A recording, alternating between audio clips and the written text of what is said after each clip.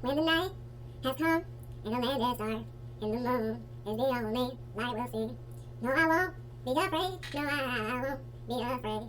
Just as long as you stand by me. So darling, stand by me. Oh, stand by me. Oh, stand by me. Stand by me. Assalamu alaikum, brothers and sisters. Michael J. Next here, and today I'll be reviewing the movie Stand By Me for the 40th anniversary. It was released today in 1986. It stars Will Wheaton, River Phoenix, Corey Feldman, and Jerry O'Connell. The movie is about four boys in the summer of 1959 who discover a body near the railroad tracks. So they hear about the boy their age getting hit by a train. So they go on, I think it was a 2-day journey. They walk all the way from their houses to the site where the body is.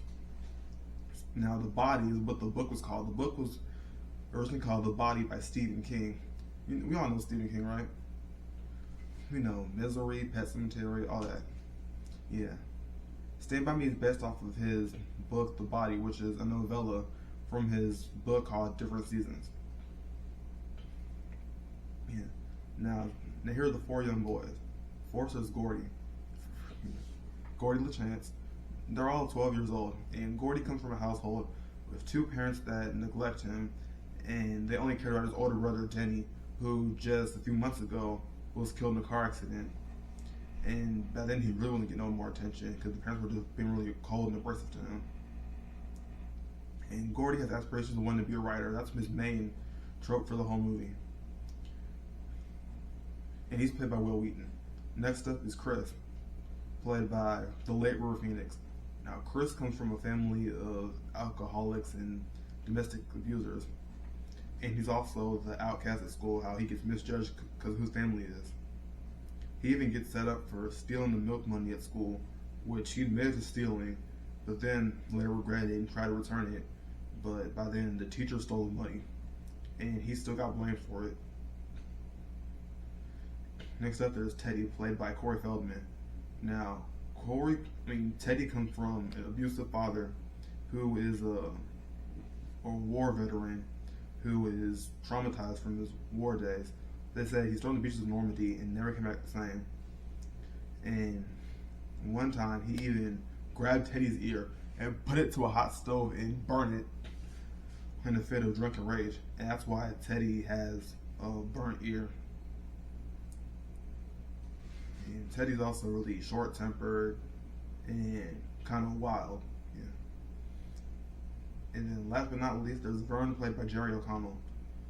Now, Vern doesn't really come from a really troubled background like some of the other kids.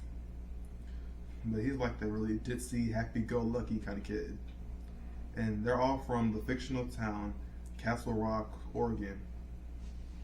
And it's Labor Day weekend, 1959. Right before they go back to school, they're talking about how they're going to be put in different classes and get split up. And they wouldn't be friends anymore, they wouldn't see each other anymore. So this weekend, they find out about the 12-year-old kid, Ray Brower, who went to go pick flowers by the railroad tracks, and then the train hit him. So all four boys are taking that adventure to go find the body, because their plan was to find the body and then report it to the news media. Remember, it's 50, so there's no social media, so report to the news, and then they'd be considered heroes.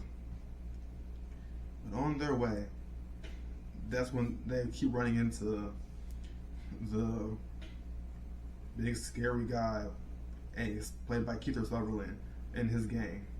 And part of this gang are Chris and Vern's older brothers. And they keep popping up to scare him.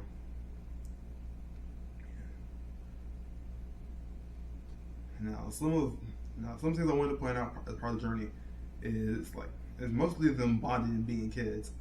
But also, one night when they're telling campfire stories, they want to hear one of Gordie's stories because, remember, he likes to write stories. So his story is The Revenge of Lard-Ass Hogan, David Lard-Ass Hogan, and how he would always get picked on by the whole town.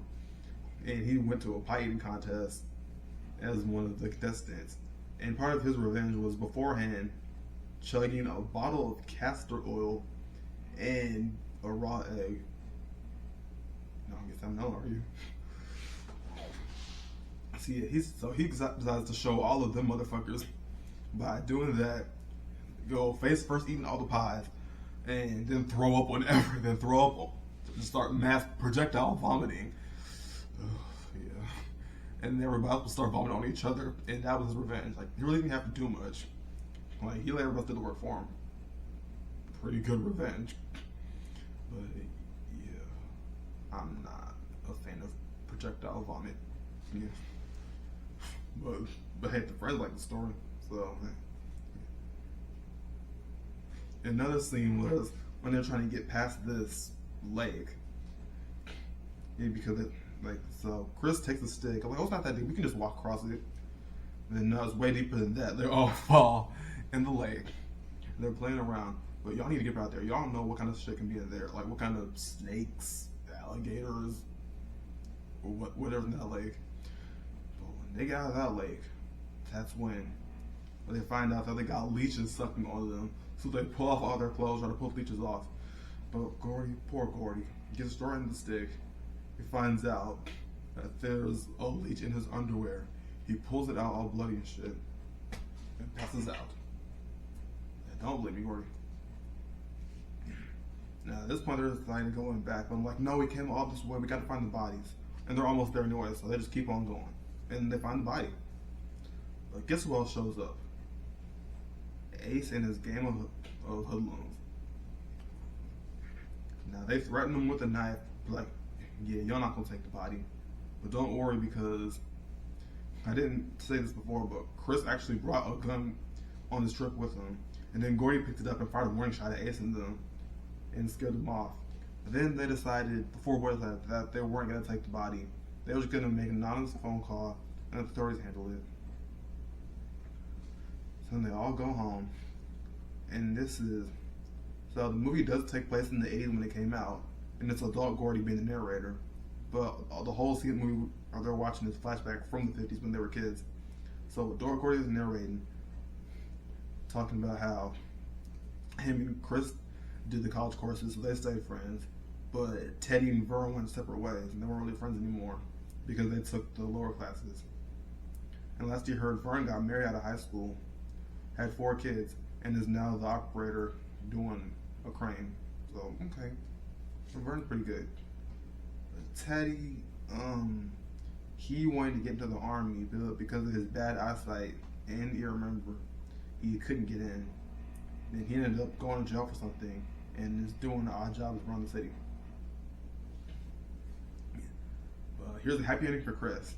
He was able to leave behind that old past life of turmoil. And with him being in college courses, he later went on to go to college and be a lawyer. Yes!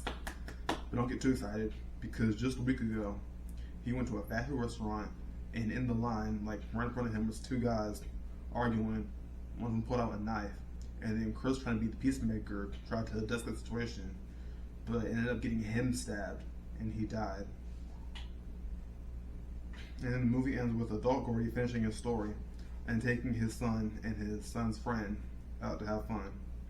And the credits roll, and then you hear the Ben E. King Stand By Me song, the same song I took at the beginning. Yeah, that was just a brief little recap of the movie.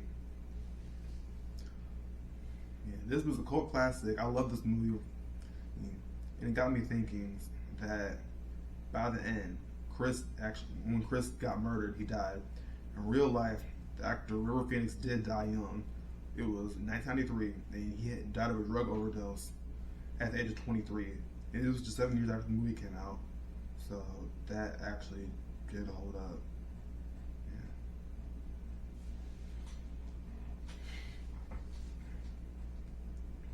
Yeah. Anyway, I'm trying to figure out what I can rate this movie.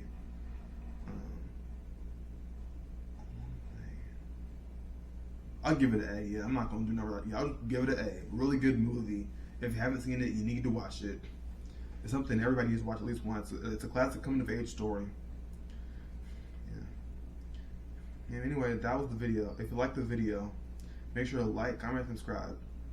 And I might do more videos about this movie, like when because I'm thinking about taking movies like this and breaking down individual characters. I'm thinking about doing that. If you want to see that, like, subscribe. See you next video. Deuces.